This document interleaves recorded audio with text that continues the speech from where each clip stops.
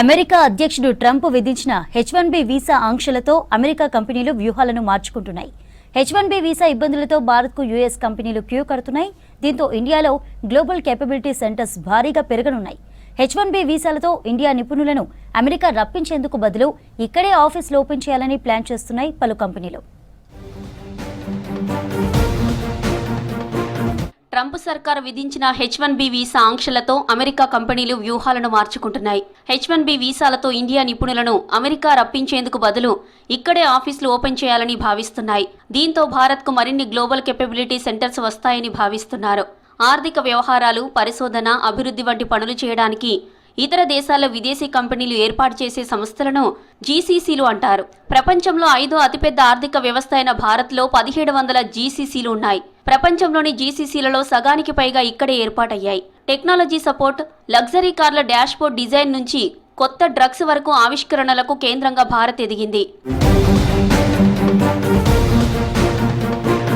చాలా అమెరికా కంపెనీలు వ్యాపారాలను ఇండియాకు మార్చడం గురించి ఆలోచిస్తున్నాయని Deloitte India senior executive Rohan Lobo అన్నారు. జీసీసీల ఏర్పాటు కోసం ప్లాన్లను రెడీ చేస్తున్నాయన్నారు.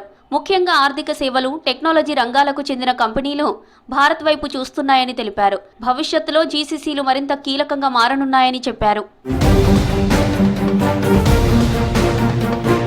అమెరికా కంపెనీలపై మరింత ఒత్తిడిని పెంచుతూ H1B వీసా ఫీజును ఈ నెలలో ట్రంప్ $1,00,000 పెంచారు.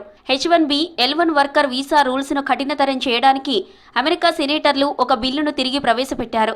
వీసాలను కంపెనీలు దుర్వినియోగం చేయకుండా అరికట్టడం దీని లక్ష్యం. ట్రంప్ వీసా ఆంక్షలు కొనసాగితే అమెరికా కంపెనీలు AI, product development, cyber security, analytics పనులను ఇండియా జీసీసీలకు మార్చుకుంటాయని ఐటీ రంగ నిపుణులు అంచనా వేస్తున్నారు. వీలైనంత త్వరగా ఇండియాలో ఆఫీసులు ఓపెన్ చేయాలని కంపెనీలు కోరుకుంటున్నాయని చెబుతున్నారు IT experts. Amazon, Microsoft, Apple, Google, JP Morgan, Walmart వంటి బిగ్ టెక్ కంపెనీలు H1B వీసాలతో భారీగా ఇండియా టెక్కీలను నియమించుకున్నాయి.